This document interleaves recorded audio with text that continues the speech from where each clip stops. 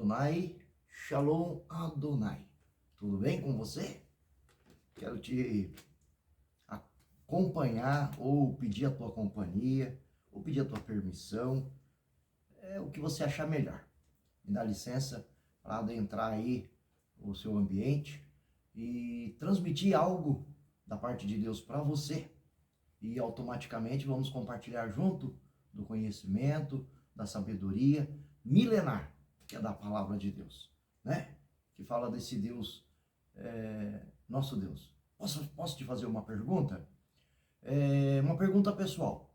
Você acredita em Deus? Você acredita que Ele existe? Você acredita que Ele é criador de todas as coisas, do universo, do céu? E se você acredita, então faça uma prova aí de fé, né? Curta esse vídeo e diga um amém aí, com muito gozo, com muita alegria. Fecha o teu olho e fala: eu acredito em ti, meu Deus. Eu acredito que tu existe. Eu acredito que tu é o meu criador. Eu não acredito no que os cientistas dizem, que o mundo é criado por uma explosão. Até mesmo porque se fosse uma explosão, seria uma explosão milimetricamente muito bem ordenada. Porque tudo está em ordem. Você olha no sorriso de uma criança, você olha nas constelações, você olha em todos, segundo os cientistas, que pouquinho a mais, pouquinho a menos, não haveria de possibilidade de ter vida sobre a Terra. Então, se não existe um Criador, o que existe então? Então, se você acredita em Deus, assim como eu acredito, fala um amém. Amém! Eu acredito no meu Deus, acredito no meu Criador. Amado Espírito Santo, usa minha boca aqui para transmitir a tua palavra, a palavra do nosso Deus. Yahvé, Yeshua, Jeová, tu és bem-vindo neste momento. E eu quero te chamar e te convidar para examinar comigo em Isaías, profeta messiânico, Isaías capítulo 59. E nós vamos ler apenas o versículo 2, tá? Sem mais delongas, você achou? Se não achou, eu te espero. Eu consigo te esperar. Isaías, o Velho Testamento, Velha Aliança, o profeta messiânico, capítulo 59, versículo 2. Vamos comigo? E diz assim: mas as vossas iniquidades fazem divisão entre vós e o vosso Deus, e os vossos pecados encobrem o seu rosto de vós, para que não vos ouça. Vamos ler mais uma vez? Mas as vossas iniquidades fazem divisão entre vós e o vosso Deus, e os vossos pecados encobrem o seu rosto de vós, para que não vos ouça. O que essa palavra está dizendo para mim e para você? Deus não está, no contexto, ele estava repreendendo ali, através do profeta, o povo de Israel, o povo dele. E aqui ele diz que os nossos pecados, as nossas desobediências, as nossas mazelas, assim como naquele povo, no contexto desse texto, mas a palavra de Deus é atemporal, então ela fala para mim e para você, que os nossos pecados, que as nossas mazelas, que as nossas desobediências, que nós não irmos a Deus todos os dias, não buscarmos a Deus o conselho, não reverenciar Ele, não adorar Ele, né? Não aceitá-lo Ele, quem Ele é, né? E como Ele é, todos os dias, né? Essa prática de relacionamento com o nosso Deus, afasta e faz o que? No final desse versículo, faz com que Ele vire o rosto para nós e que não ouça as nossas orações. Então eu vou colocar um tema dessa meditação, o tema dessa reflexão nossa aqui, como as minhas orações. Deus está ouvindo? Eu vou repetir, tema dessa reflexão. As minhas orações estão sendo ouvidas por Deus? Eu tenho certeza disso? Faça essa pergunta para você, tá? As suas orações, Deus está ouvindo? Porque olha aqui, diz no contexto desse texto, as minhas mãos, dizendo Deus, não estão mirradas para não te atender. e os meus ouvidos não estão agravados para que não possa ouvir as tuas orações. Mas, o que diz aqui, o que acabamos de ler, os teus pecados, as tuas iniquidades, a tua quebra de princípio, a tua falta de perdão, a tua falta de prestar atenção, de buscar a Deus em sincera adoração, em coração íntegro, puro, né? Nos rendendo, nos submetendo. Tudo isso negativamente faz com que eu vire o meu rosto, dizendo Deus, vire o meu rosto, para não te dar atenção e não ouça, ou seja, ele é soberano. Antes que a palavra chegue à nossa boca, ele já sabe o que vamos pedir. Ainda assim ele diz, pedir e dar-se-vos-á. Ele quer que nós pedimos, porque ele na sua soberania e vontade decidiu que fosse assim. Para quê? Suponhamos, né, eu sou pai, por graça e misericórdia de Deus, né, sou pai de 5 filhos, também sou avô, e a gente quando é pai, a gente começa a entender mais a Deus. Imagina você o seu filho, tudo que ele pensa, você vai dar. E tudo que ele pede, você vai dar. Você vai criar alguém mimado, você vai criar um filho mimado, concorda comigo? Né? Ele não vai saber dar valor naquilo que ele precisa, naquilo que ele necessita e naquilo que ele pede. Mas quando você faça com que ele peça, com que ele deseja e com que ele entenda o preço daquilo, o valor daquilo, ele não vai, né? Às vezes você tem condições, você dá um carro para o seu filho. E se ele não sabe dar valor, ele na primeira esquina ele já torra aquele carro. Ele não vai saber cuidar, não vai saber zelar, não vai saber fazer as manutenções, enfim. Assim é Deus conosco. Então, na sua soberania e vontade, isso do meu entendimento, segundo o que eu já li e que o Senhor já me trouxe dentro da palavra, aplicando para a minha vida, é que quando nós pedimos, dentro dos propósitos de Deus, com um propósito, né? Não adianta eu em minhas orações, Senhor, me dá tal coisa para que eu esfregue na cara do meu vizinho, para que ele veja que o Senhor está na minha vida. Né? Me dá um dom, me dá uma saúde boa, me dá uma condição financeira, para que eu esfregue. Mas se eu falar, Senhor, me dê uma condição financeira abastada para que eu ajude as pessoas com necessidades, para que eu sirva o meu irmão, a minha irmã, e que eu ajude o órfão, a viúva, hospitais, né? Pessoas com necessidades, precisa de alguma ajuda, e que eu possa servir e estender minha mão. É provável que Deus vai ouvir essa oração. Então, Deus trabalha em propósito, sabemos disso. E Deus ouve, Deus não despreza um coração quebrantado, ou seja, aquele que se rende. Eu costumo dizer, e em minhas orações, que o lugar mais alto que eu vou chegar é aos pés do Senhor Jesus, onde eu vou me render, sabendo quem sou e reconhecendo quem Ele é, sabendo que eu sou dependente dEle e que eu necessito das tuas misericórdias, da tua graça, do teu amor e do teu perdão e de tudo que Ele pode nos trazer. E tem vivido experiências maravilhosas dentro deste contexto. E aqui a palavra então diz, né, que as nossas iniquidades, as vossas iniquidades, dizendo Deus, fazem separação, né? Fazem separação entre o povo, o meu povo, e eu, Deus.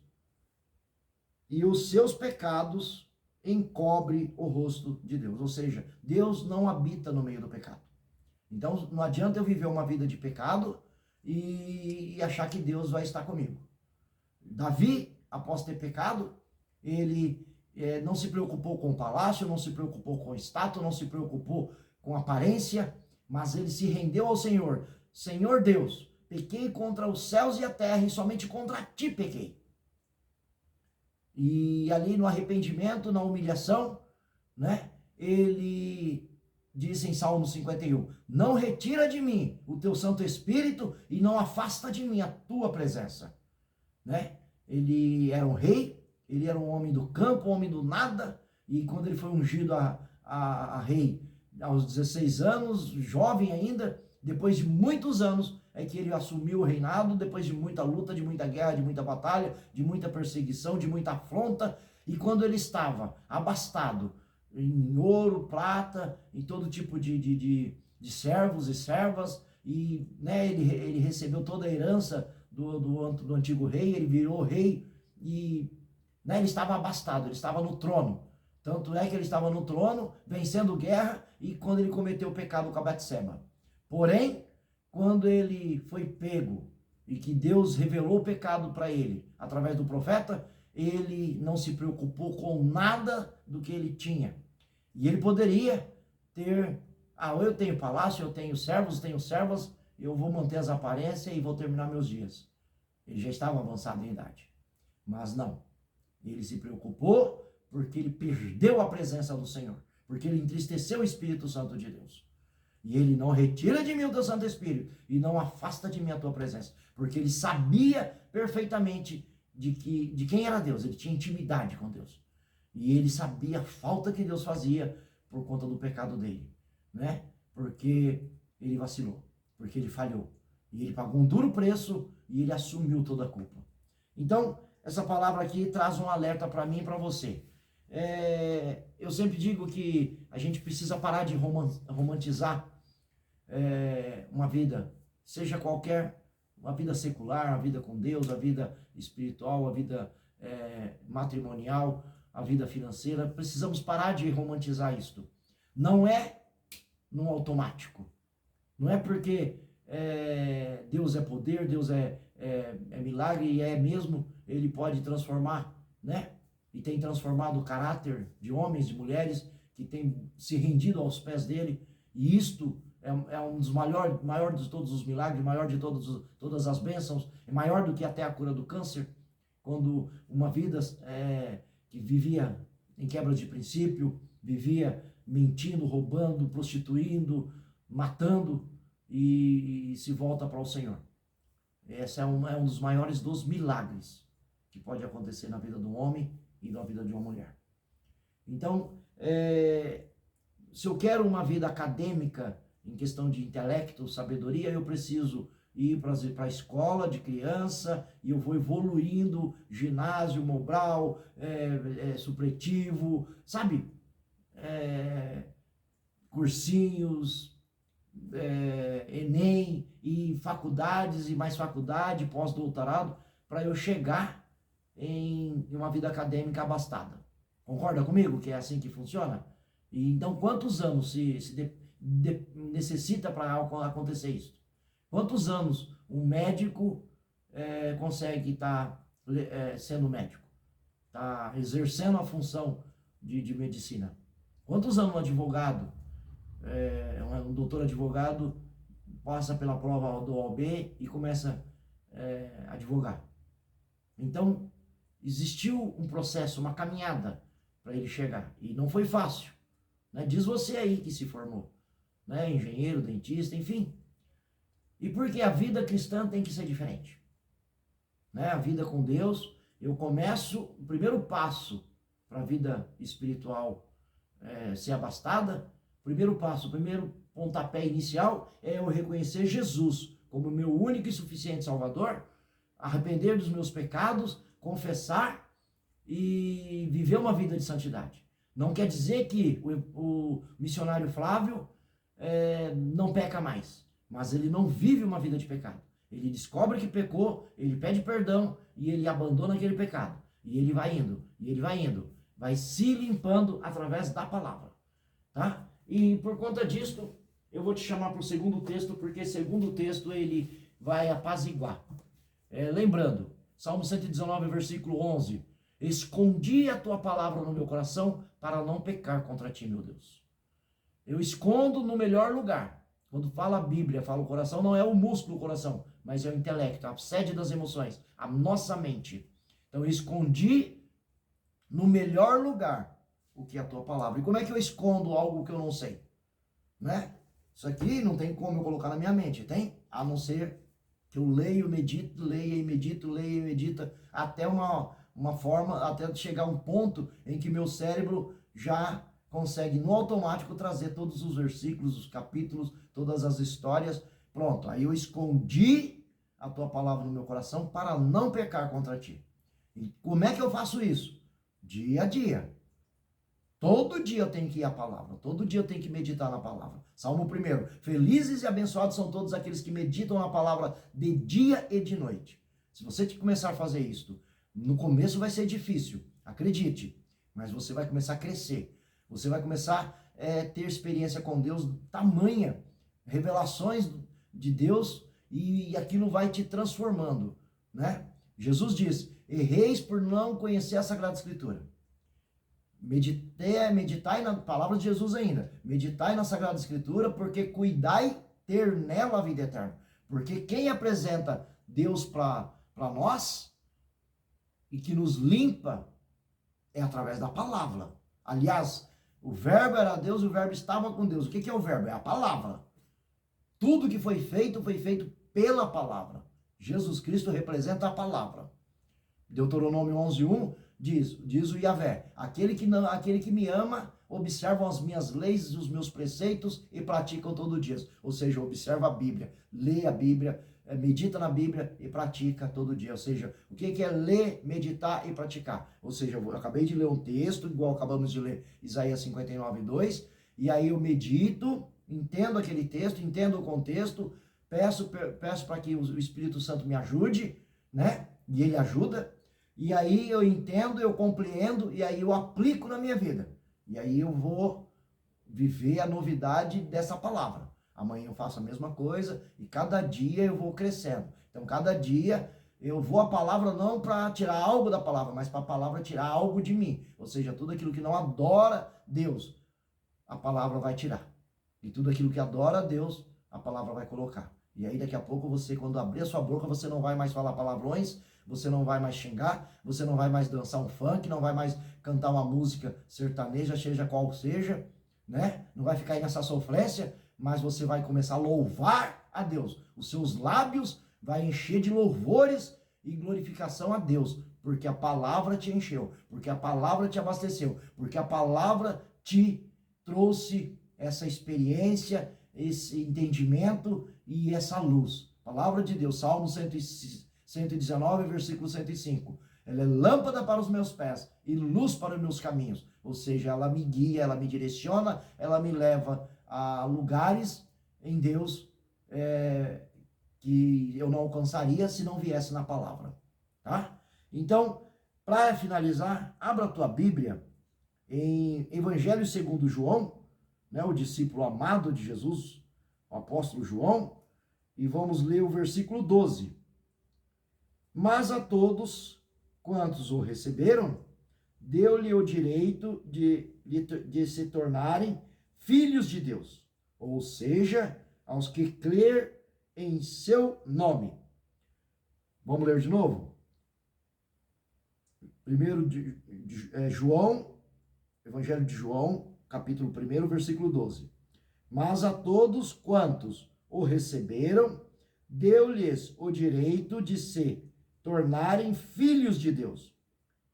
Ou seja, aos que crerem no nome de Jesus. Todos que receberam. Se você recebeu Jesus, olha o que diz essa palavra.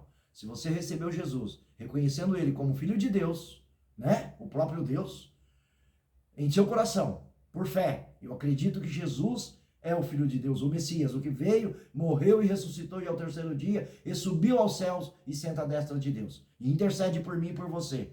Se eu reconheço isso, ele deu o poder de você ser chamado de filha, de filho, herdeiro do céu, herdeiro da vida eterna. Esta é a promessa, esta é a palavra. Em Isaías 59, versículo 2, os pecados nossos nos afasta de Deus.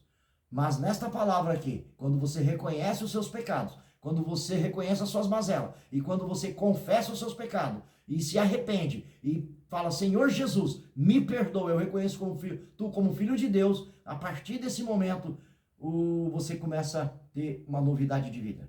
E aí você não é mais alguém estranho para Deus.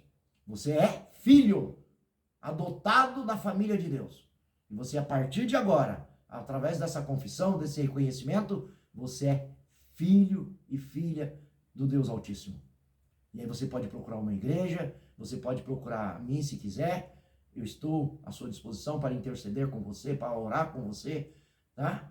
Eu vou para montes orar e quero orar por você, quero interceder por você, a menos que você não queira, mas se você quiser, fala o seu nome, a sua causa que você quer, e eu te convido para ir comigo na igreja, para ir comigo nos montes orar, tá? E quero te ajudar a você ter esse encontro com Deus através da palavra. E pode acreditar, você vai ter uma vida muito melhor, uma vida abastada.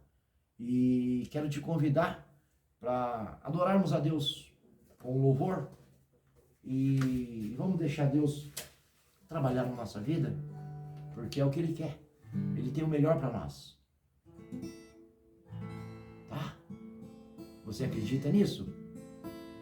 Então, não espera para amanhã. A gente não sabe o que vai acontecer amanhã.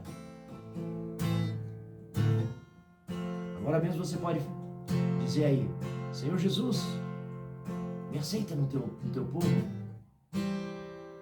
me aceita junto com teus filhos, me aceita como teu filho. E aí Ele vai te apresentar você para Deus.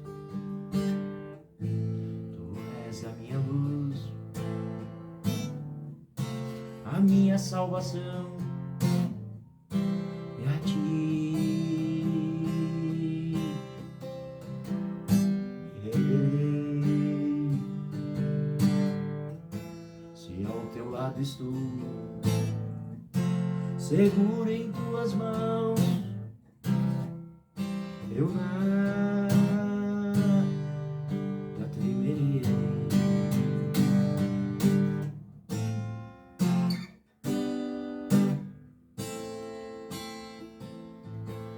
Tu és santo, ó Senhor.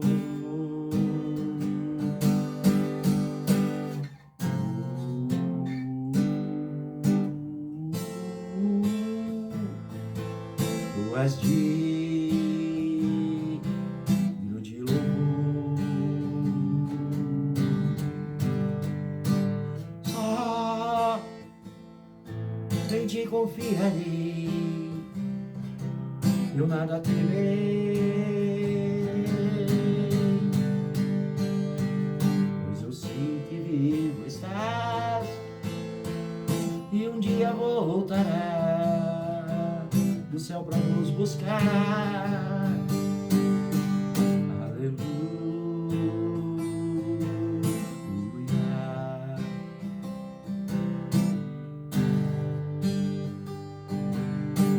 Vem, Jesus.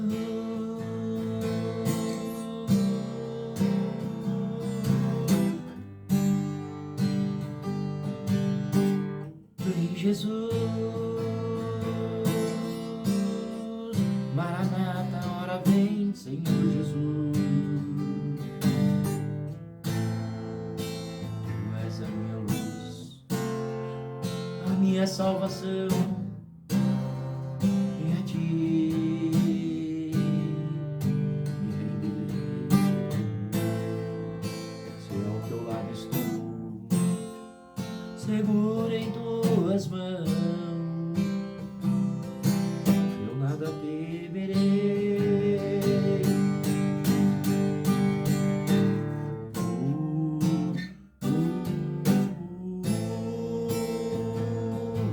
Tu és santo, ó Senhor.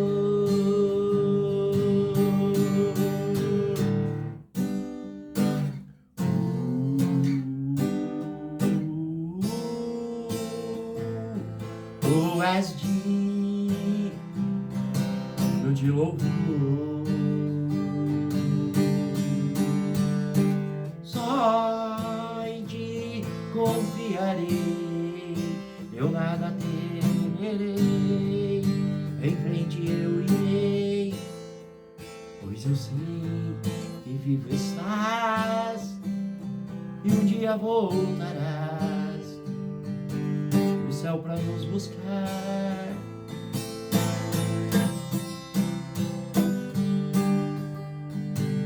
Maranata, vem Jesus.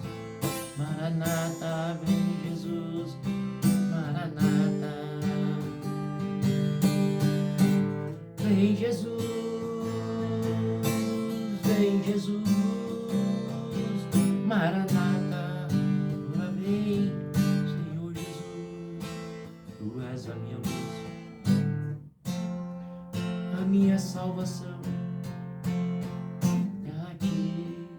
Senhor Jesus, vem Jesus, Tu és bem-vindo. Toma a nossa mente, toma o nosso coração, toma a nossa família. Nós consagramos tudo ao Senhor. Tu és bem-vindo, Espírito Santo. Tu és bem-vindo, Pai. Tu és bem-vindo, Yeshua. Tu és bem-vindo, Yahvé. Tu és bem-vindo, Jeová.